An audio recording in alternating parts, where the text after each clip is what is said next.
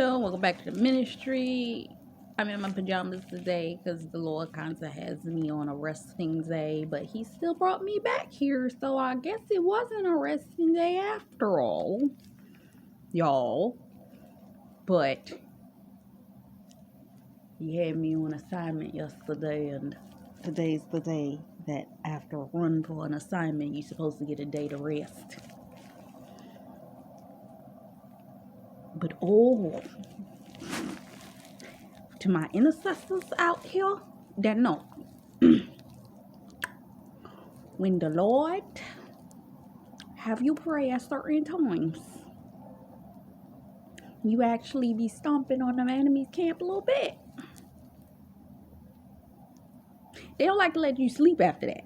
It's like, God, it's like you be talking about how you want us to get up in the middle of the night and pray, but nobody talks about the drawback to getting up in the middle of the night and warring when the very enemy that you just kicked all kinds of behind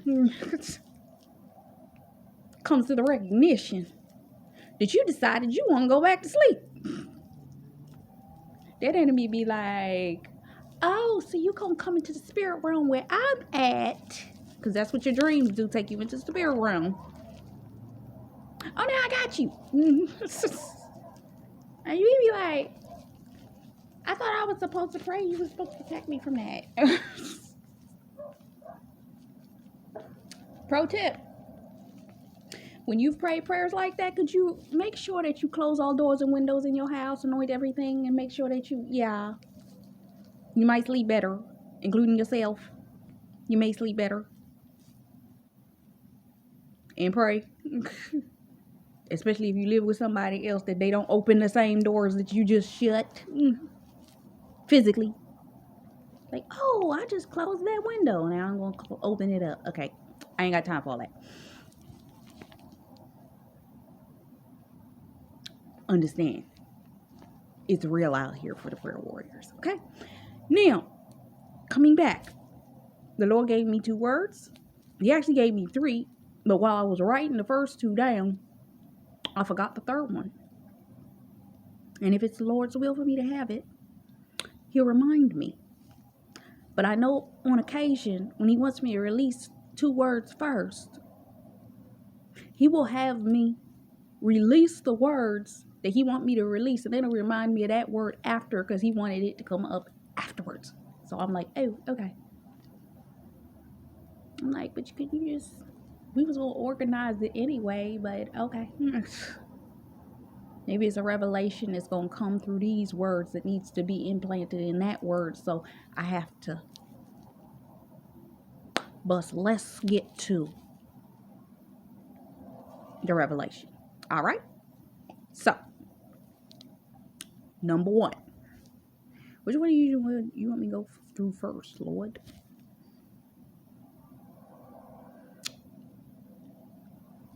So, what He showed me was the men in the Bible.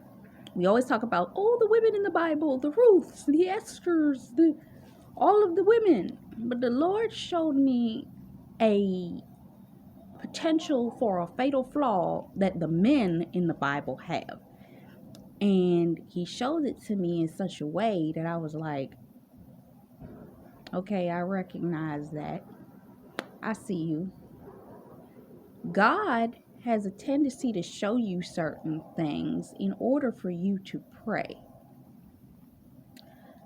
The word says that one of the most important things that we need to be is what? Sober-minded and vigilant. Our society, if you pay close enough attention, specifically wants us to be non-sober-minded and non-vigilant. Everything around us fights our ability to remain vigilant. Because what? It wants us to remain asleep. Okay? By the time you see this word, you should have already watched the iRobot review so you understand what I said. He needs us to remain asleep. So how does the enemy keep our people asleep? Number one, social media.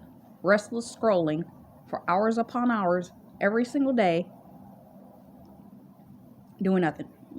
Doing nothing, doing nothing, doing nothing. Just looking at foolery all day long. Doing nothing. Oh, I need a break. Let me go scroll. Oh, I need it. Watching television for hours upon hours every single day. Keeping us distracted. Television programming. Tell your vision a program, if you didn't recognize that. Okay? And so is these devices. Anyway, with that being said, secondarily, it's the vices. The number one thing that I recognized when God was bringing this to me, and he's brought it to me a couple of times, is that he brought me the identification of the four men in the Bible. And Lord, what order you want me to give these? You want me to give them least to greatest, or most impacted to least impacted? So, I guess I'll just start. Let's start with Boaz, because he seemed like the most sober-minded of all of them. Though we saw him drinking. Every time there was a dinner party, what was Boaz doing? The first dinner that he invited Ruth to, what was they doing? They was eating and drinking. What did Naomi tell Ruth? Go to the threshing floor to meet him after he's what? Ate and what? Drank.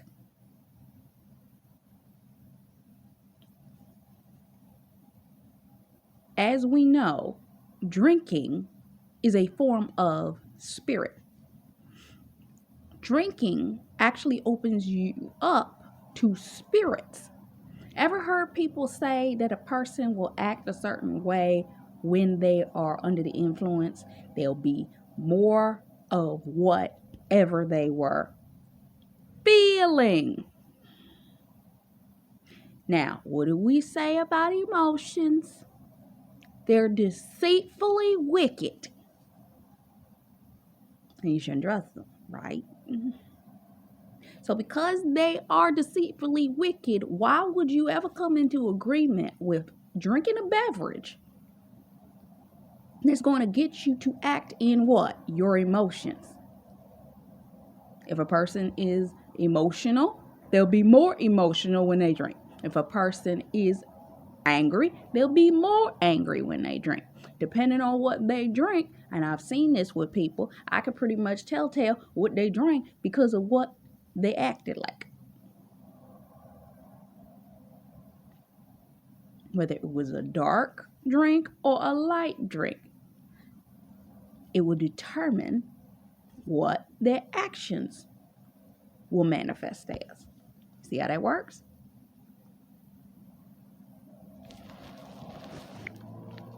So, with that being said, Xerxes was drinking. I mean, not Xerxes. I was looking at Xerxes. That's another one I'm going to go into in a minute. But Boaz was drinking. He was a minor drinker because you didn't really see any agitation or anything come from him by his intake of alcohol. So he also, every time you heard of him drinking, he was drinking with food. Most people know that if you drink with food, it, what do you call it? It dilutes the alcohol because the food absorbs it. Now you have some people that will drink and won't eat anything, and they a whole nightmare. Okay. Now, secondarily of this factor, he was a mild drinker. Let's move on to our next one. I'll say David. David was a drinker. I believe that his drinking habits literally came due to the sorrows that he experienced in his life, that he knew that he was being punished or dealing with certain curses on his bloodline due to his own disobedience in prior seasons, and his guilt and his grief and conviction, especially with the way that the enemy operates. Because you think that David wasn't hearing the enemy coming against him, taunting him when God had already told him, I can't even have you do this because you killed somebody. I can't have your hands are dirty. Your sons died. All it, and you think Satan wasn't in his ear all the time? You think he wasn't? In his latter years, what did they do? They had to get a woman. I don't even remember what that woman's name was, because he had Abigail at that point and somebody else that was literally only there to keep him warm.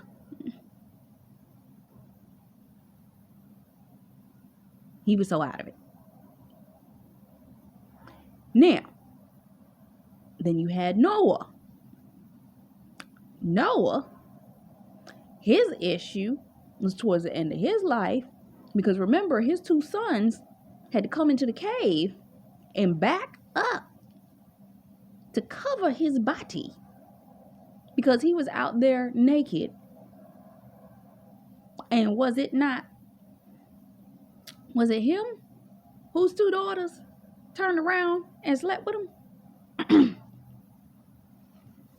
Incest. In what? His alcoholic behavior. Because he wasn't what? Sober-minded nor vigilant at that point.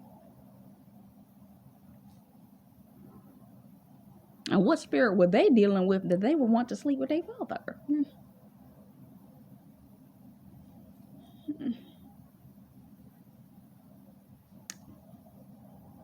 So, with that being said, let's come to Xerxes. And I waited for him to be the last one because of the fact that I heard somebody mispronounce his name and it's going to make a good point. Xerxes. Xerxes called Vashti out to be paraded before the men in the party. Okay? Now, I'm not even going to take credit for this part of this word. There is a level of understanding. I need to stop here. I'm hearing Tiffany Montgomery. Stop it. Oh my God. Vashti had a position. She knew what her position was. And because Vashti had this position, she was called to operate in the position that she was called to operate in. My minister talked about the fact that her name means beauty. So her duty was to be and present herself as the gorgeous, beautiful wife. I've seen multiple renditions of the story of Esther being told. And theologians believe that what Xerxes was asking in that moment in his drunkardness was for her to come out with no clothes on and only her royal crown. And she said, no.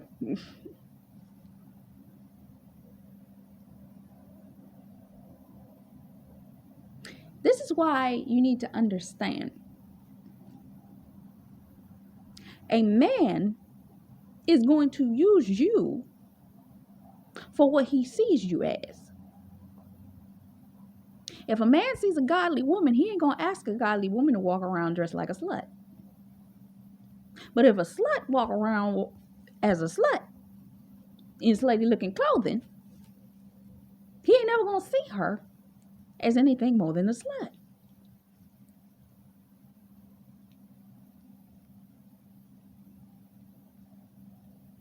And I'm being nice because I keep hearing Tiffany Montgomery. She don't call him that. But yeah, if you walking around that way, they gonna treat you the way that you walk around. But when she was put out of the kingdom, it allowed an opening to go to somebody that had more queenly behavior. What is my point in this?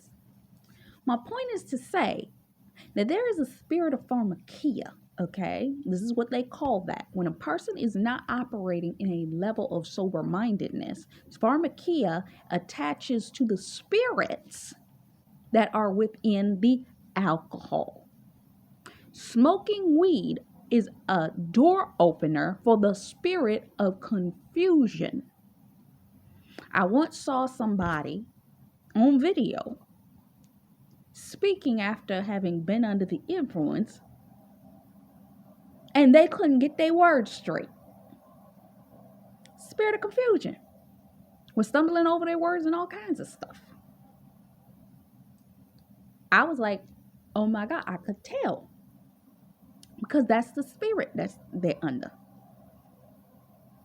Same thing with the spirits and alcohol, depending on what you drink, determines the spirit in which you're going to be attached to. But the doors were open due to the fact of certain undealt with convictions and wounds that the person was choosing not to deal with. Look at David. Look at how badly he used to drink. Look at Noah. Look at what he had to deal with.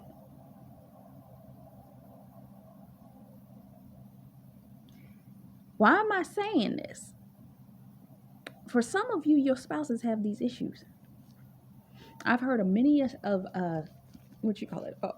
minister talk about, oh, you should never marry a man that drinks or smokes. Let me explain something to you. Society has made drinking and smoking so prevalent that it's almost impossible to find one that isn't. But when God has gotten to them, He will deal with their heart and mind, that He will separate them and show them an identification.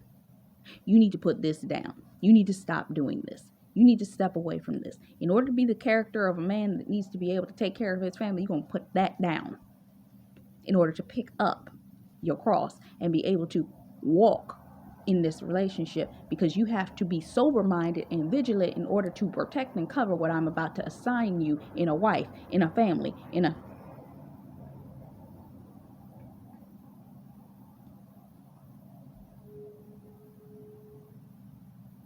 There are spirits that are attached to these.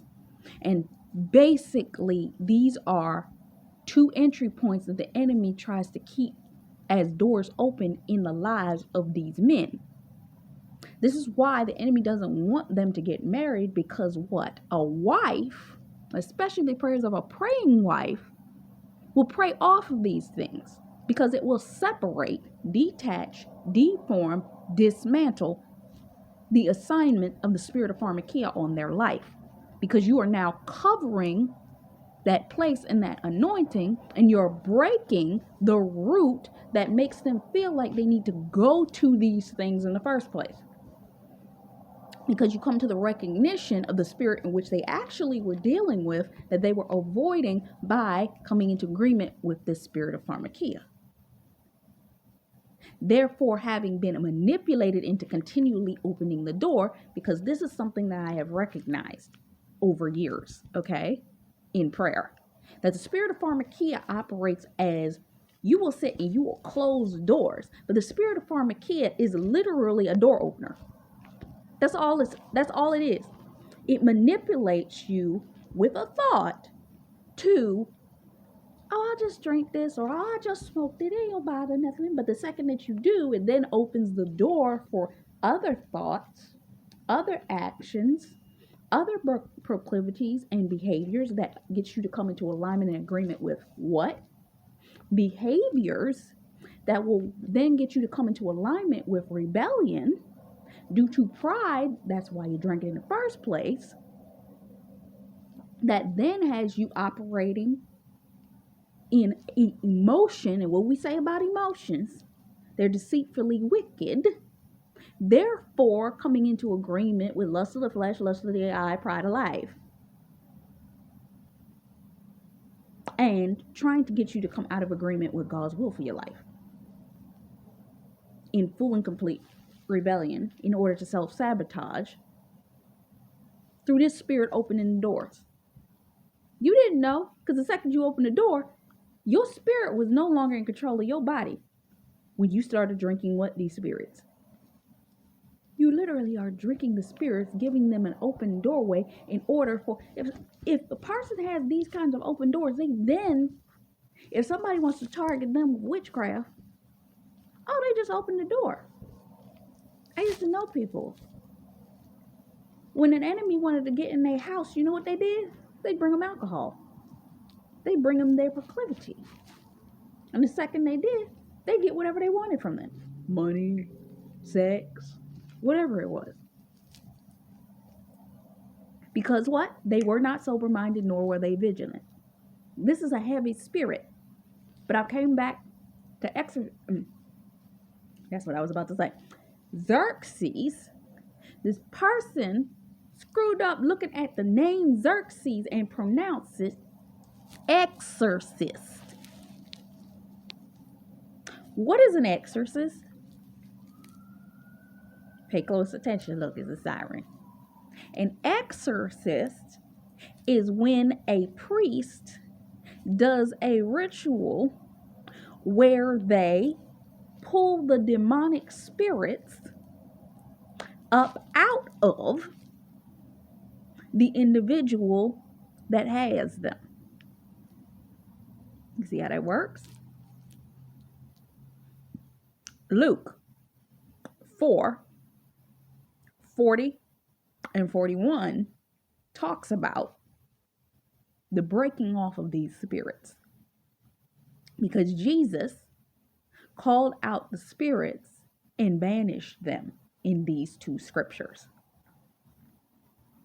Our prayers brings a level of cleansing, and their actions will bring a level of deliverance that will then therefore bring forth the alignment for them to come into the agreement for the culmination to be made manifest, because they were delivered from all sorts of demons. What difference would it have made if Noah's wife was a praying woman? And who's to say that she wasn't? We just never heard of her doing so.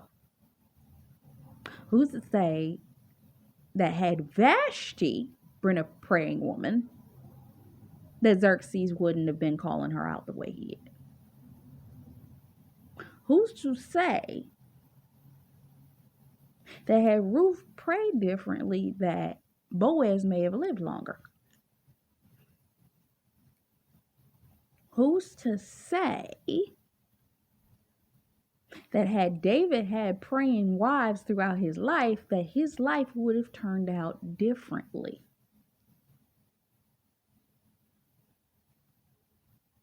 I released a word recently talking about the curse. The enemy tries to even get you to come into agreement with the curse by desiring to control and rule over your spouse. But we are not ones that are supposed to do that. So anytime you are out of agreement and alignment with God's will for your life, you end up in ungodly soul ties that could lead you into ungodly behaviors. Who's to say, let's just have a moment, that had David never married, I forget what her name was. Was it Micaiah? I don't remember what her name was.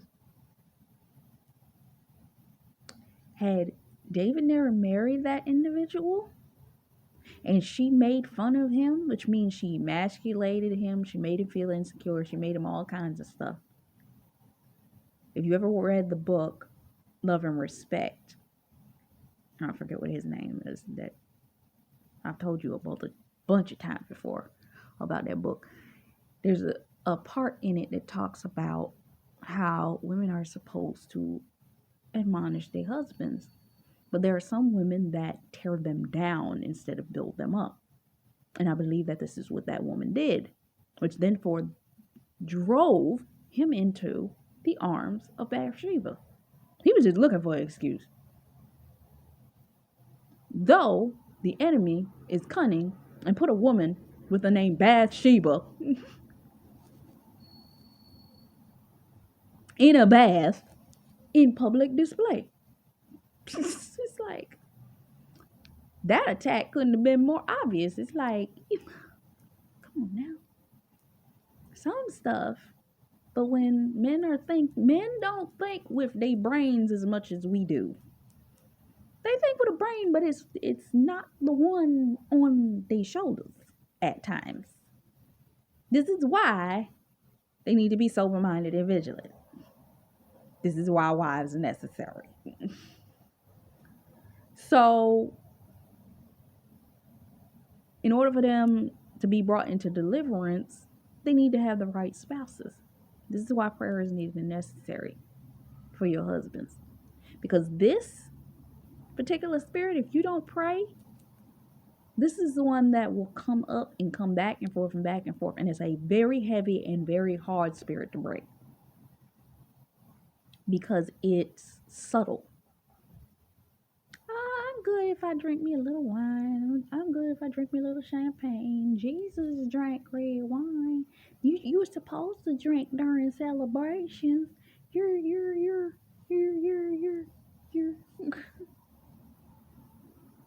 Oh, come on. It is only a person that has spiritual wisdom to say, no, I can't do that. Samson was not supposed to drink at all. No fermented liquid. And people are like, oh, that's super religious. You can't. I need you to do some research on the spirit of pharmakia. Okay? And what it operates under. What doors do you have open that you're making an excuse to keep that way? Because as long as you are coming into agreement with that spirit, the enemy can come in and out that door whenever you feel like it. Oh, it ain't nothing. I know I have control. Try it. Let the enemy play with you if you want to.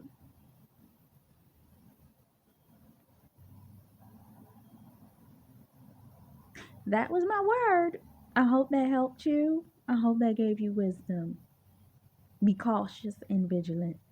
And pray for your spouses. Because this may be the very attack that the enemy is going to try to keep bringing up within your marriage. Because it's a subtle and a secret one. Because it's so simple. It's as simple as you drinking anything else. Because it's such a ingrained element of the day-to-day. You understand what I'm saying? So I hope this blessed you. And until next time, bye-bye.